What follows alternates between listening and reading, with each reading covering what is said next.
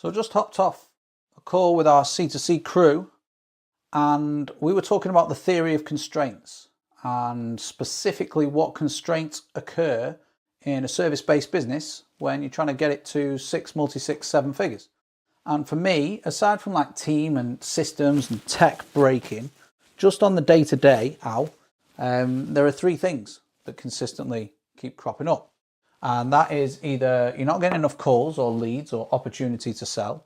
You're getting the calls or the opportunity to sell, but you're not actually getting any conversions, or you've got clients and you're potentially like over delivering or spending all your time on the delivery side of things or the fulfillment side of things, which means you can't get any more of this into the system.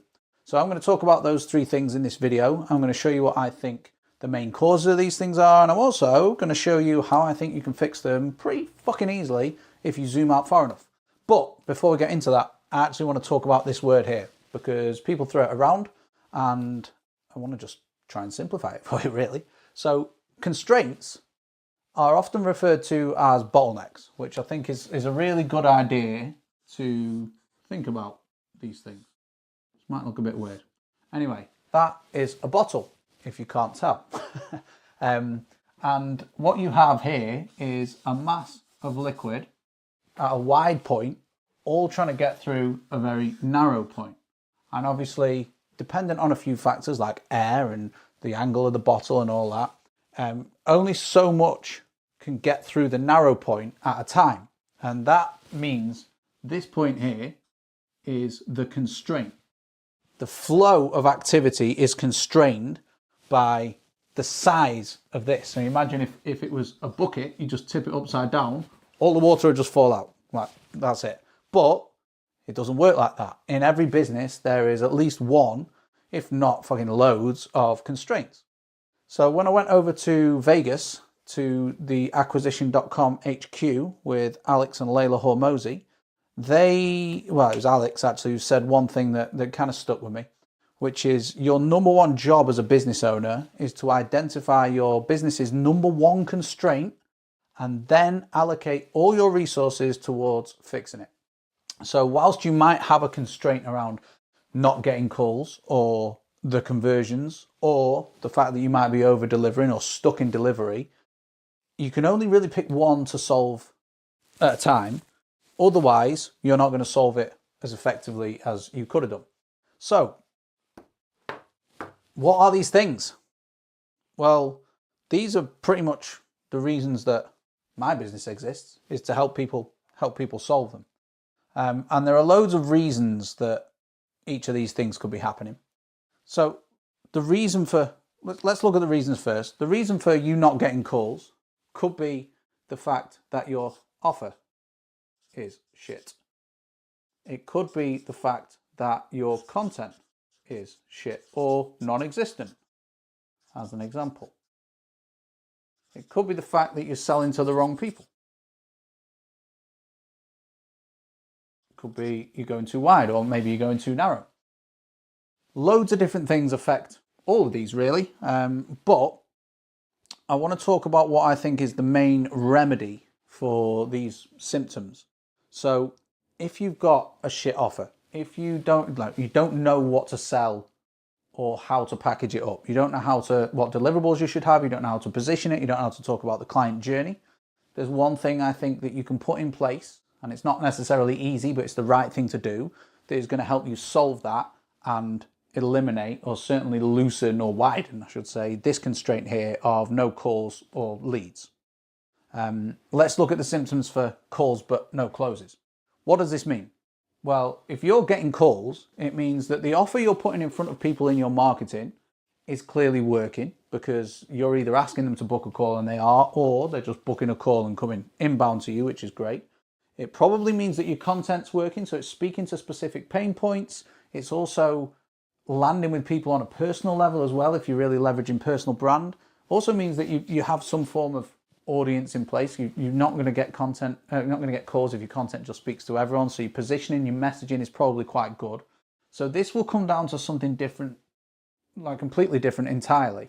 If you're getting calls but you're not converting, this could just be the packaging of the offer.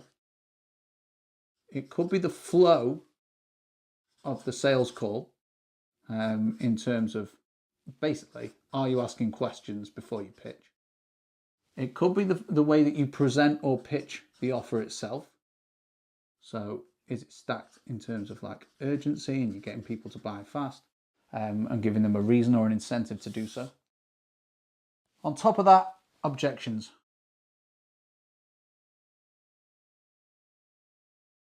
So again, these are just symptoms. I'm not going to give you the fix just yet, because otherwise you'll just hear the fix and then you'll piss off, and I want the retention time. So the last thing is over-delivering to clients. This usually comes down to a process, boundaries, or pricing. Okay, so when we talk process, it's like your client process. If you don't have one in place, it's very easy to over-deliver. If we're talking boundaries, it means from the start, from the get-go, from the onboarding, you have not outlined the expectations you have of clients and the expectations they should have of you as the supplier. So when people join us, as an example, I literally bring up a screen of what we will versus what we won't do. So I say, we will do this. We will not do this. We will do this. We will not do this. One of my favorites is, we will hold your hand. We will not wipe your ass. That's one of my favorites. Some of them are obviously a little bit more relatable to the program that we sell. Okay, so we've got a number of reasons why each of these things potentially aren't working. The best thing you can do before you try and come up with a solution is actually work out what it is, because you're not necessarily going to be suffering from a shit offer. It might just be that the content shit, or the content might be really good, but you might just be adding or connecting with or advertising to the wrong people. So the best way to solve each one of these things, very simple. If you're not getting calls, you simply need to increase the number of conversations that you are having each day or each week on average. Now, I group conversations, I group content and conversations into two separate categories, really. Conversations that you have should be one-to-one. The marketing or the content that you put out there should be one-to-many. So one-to-many is your content, and one-to-many is your convos. Nice and simple. Now, there are a number of different ways that you can conduct conversations. I'll try and draw this here. I call this the one-to-one communication ladder. So it's split into 6. There we go. Most people will come in and just try and do the bare minimum. And what that is basically any kind of text conversation. After text, usually the best, it might be like a voice note. Then it will be a video. And then we have this line here, which I'll explain in a second. So most people, when they conduct conversations, are trying to just message or DM someone, maybe a WhatsApp, whatever, Telegram, could be just an email, whatever. There's a reason that I've drawn this line here, and that's because these are slow. They get very slow responses. They're easy to ignore. They don't command any fast response or action. You don't get any real-time feedback from people. So the conversations that you're having, you have to ask yourself, are these conversations slow or are these conversations fast? And when I say fast, I mean you get real-time feedback. You get an answer. You can actually ask someone to help you out or to book in a call or to give you feedback or to refer you to someone. They are the best types of calls or conversations that you could have. And yes, the clue is here really. We're going to talk about calls because I think voice is great. So we've got face-to-face at the top. Then we've got what we've got? Like a Zoom, and then we've got a call. These are the things, let's go into a different color for a sec. These are the things you really want to focus on if you want fast, immediate action. I use the analogy that your car's broken down or someone's broken into your house. How are you going to get the fast or the fastest response when you need help? Well, you're going to fucking ring someone, aren't you? Obviously, you can't go and meet people face to face. You might go and knock on a neighbour's door. You're not going to Zoom call them about it or arrange a Zoom call, but you are going to do something that's just as fast, which is to call someone. And that means they're going to be able to say, don't worry, here's what you should do. We are on our way. Or, well, yeah, that's pretty much it. If someone's breaking into your house or you're broken down. So why don't we approach conversations with our ideal market in the same way. Because when we have these conversations, we're going to find out if the offer's shit because we're going to put it in front of them. We're going to find out what their pain points are, therefore it's going to improve our content, and we're going to find out if we're even speaking to the right people or not. So my challenge to you, if this is your number one constraint, if this is stopping your business and you're not getting clients, you're not getting conversions, then just go and have more conversations with people. Have as many conversations as you possibly can. And there are different ways to do it and different things you can say and all this different tactical shit. But if you zoom right out, like I said at the start, it's very, very simple. Have conversations in any of these formats. Text people, send them voice notes, video call them, send them videos. You can just ring them, you can get them on Zoom calls, or if you're more of a social person, go to events or go and meet them face to face. But you can start conversations. Think how many people you bump into, unless you're a recluse like me. Think how many people you bump into on a day-to-day basis when it's doing the school run, when it's going to the after-school clubs if you've got kids, if it's going to badminton practice, if you go to church, all these different things, these conventions, these events that you go to, they're all filled with people. Now, these people might not be your direct target market or your target audience, but they will know people who are.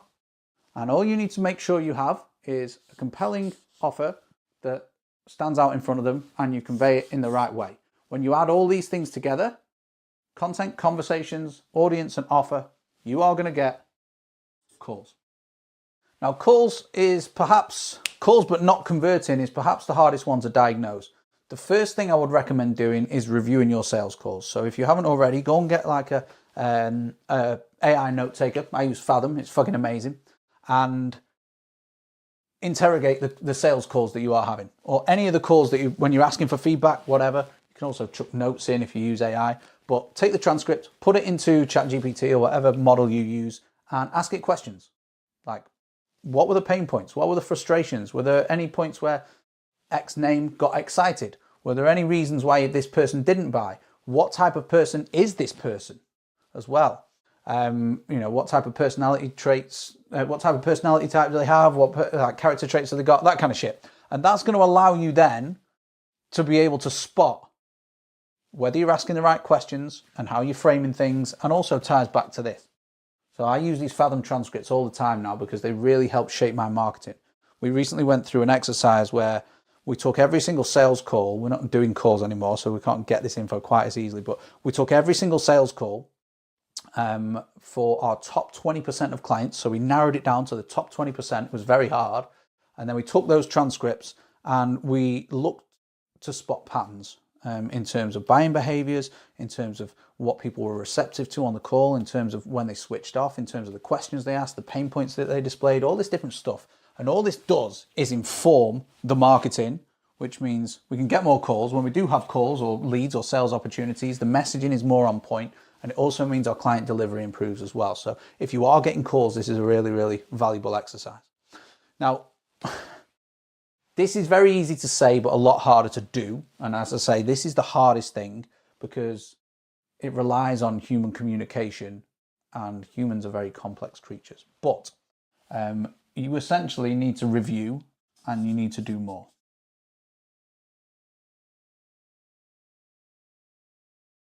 So the only way that you're going to get better at asking questions and injecting urgency and handling objections is pretty much just reps, which might not be the thing that you want to hear.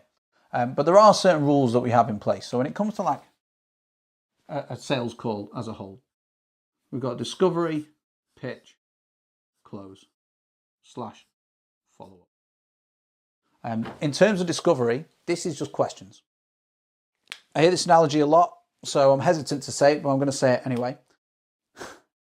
Think of it like a doctor or a doctor's office. If you just walked into a doctor's office and they immediately went, take these tablets, and you're like, motherfucker, I've not even explained why I'm here yet. I've not even explained my symptoms. You can't diagnose me and prescribe something to me if you don't know the symptoms. So this is what the discovery is all about. It's finding out the problem, the aches, the pains, and then it is diagnosing it and going, okay, here's what I think the solution is, maybe asking some more. And the key here is open and closed questions. Open if you want more information, closed if you want clarity. I'm not going to go into all that now, but the next thing is the pitch. And this is where you display your offer, but we tailor it based on the information that we've like gathered in the discovery phase. Then this, when you've done enough of the research and the reps and the reviews, and you've had these conversations here as well, the way that you present the offer should be very, very easy. And you should start to be able to spot. So I used to treat it like a game, just spot patterns inside your sales calls that make you go like, oh, every time I say this, the person on the other end of the call always does this. And then it becomes predictable. So that's why this is a rep game, essentially. After this, we're going to take it to the close. And this is really the urgency that I mentioned here. So what reason, and this is an open question for you as you're watching this, what reason are you giving people to buy immediately or very, very soon? We used to do an on-call close where if you bought on the call, we'd knock a decent amount off. So we had the full price and then an incentive rate. That worked really well. We have clients who do different things. So if you're able to get sign off within the next 48, 72 hours, you get an extra X. You do this. It could be that you're shutting doors. There are all these different levers, urgency levers I call them, that you can pull on in order to engineer speed, which is exactly what you want when someone's in the buying pocket. Okay. If they don't buy for whatever reason, follow-ups, but also objection handling. Now, objection handling is something that you can pre-handle in your marketing. The aim of the marketing, especially in the stuff that I sell, is to break people's beliefs. Their limiting beliefs around why they can't succeed themselves, or why they can't work with you, or why they can't afford it, or why you're a good or bad, coach or mentor or whatever it is. So the more you can pre-frame people before they even get to the call in the marketing, the better. There's also a journey that takes place between booking the call and the call actually happening, which I call our success sequence. So that's like elements that you chuck in front of people, whatever. But we want to essentially handle objections as quickly and as easily before we mention the price as we can. Not always doable. You're always going to get people that say money is an issue, time is an issue, they're relying on someone else, they don't think it will work. Usually there's a lot of smoke screens that go on. And again, we have full training on this in our program, but the best thing that you can do with objections, again, is just listen out for the frequently asked misconceptions, questions, and obviously objections that people have in these early stage conversations that you have with your target market, and also in here when you're doing your reviews. And then you're going to work out ways to overcome them, because a lot of the time when you're selling to people, you're best to think about it about like coaching them towards the right decision for them. So rather than you trying to just get money off people, it's a lot better to think about how can I help this person make the right choice today? And if that choice does result in them paying me money and me helping them further, then so be it. And when you start to enter into calls like that, objection handling is the number one thing it affects. You start to enjoy the process. You almost treat it like a game and you have a bit of fun. But when you're just calling people, I've called out a fair few people on sales calls and go, look, you said this, now you're saying this. What's the difference? And that sometimes comes across as me being pushy, which it is, but I'm not pushing towards buying, I'm pushing towards challenging yourself. So I'm pushing them to like embrace truth, because that's what a lot of the time, especially with an offer like mine, people make up bullshit and they believe their own bullshit. So what I'm saying here is, without me rambling, I could talk for all day. Actually, I can't. I've got a call shortly. But do more calls, and this counts as calls. These are all still reviewables, and also review them. The next thing is, of course, over-delivering to clients. So the main thing that you can do here, I think, is CC, which is calendar control. You have the ability, you're a business owner if you're watching this probably, you have the ability to control your own calendar. You set the fucking rules, you set the boundaries, and you fucking stick to them. Like, I batch all our client communication. We have a community. I go in once a day, I go in just after lunch, and I answer all the questions and help people out where I can, talk about processes, point them towards new releases and stuff that we've put out into the program. That has helped me no end, because I'm not hopping in at 8:30 in the morning or 8:30 at night or 2 in the afternoon when I know I should be making my content or whatever it may be. I've got a fixed time. So you need to control your calendar, and you should only let people have access to it within certain time frames. Again, we create, just as constraints are looked at as a bad thing, we actually want to create constraints around certain area of the business as well. So for example, if I'm doing any sort of outreach or conversations, as I like to call it, I'll only do that between like 6 and 10 a.m. I don't fuck around with this stuff any other time. And I create that constraint because I know that I need to focus on client delivery as well. So there's marketing, client delivery, obviously sales piece. So creating boundaries based on your calendar, but also your preferences, remembering that you're in control. Big thing. The other thing is just put your fucking price up. Jesus Christ. You know you need to. Like everyone watching this, charge a little bit more, because when you do, weirdly enough, and I asked our clients about this on the call today, the caliber of client that signs with you automatically increases. So much better. It's so much better to pay to work with people that pay you more. They care more, but give you less stress.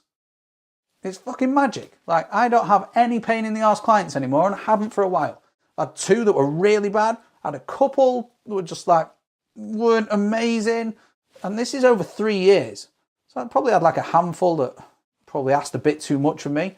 I had two that I had to fire and get rid of. Apologies if you're watching this, but you were annoying. But for the most part, our clients have been ace, and now every single one of them absolutely golden. So thank you if you're a C2C client. You are fucking brilliant. Put your price up, because then you don't have any pain in the arse clients, or you minimize them. Last thing is process. All right, you need to attack the expectations immediately when you onboard someone. I've talked about this earlier, so I won't go into loads of detail.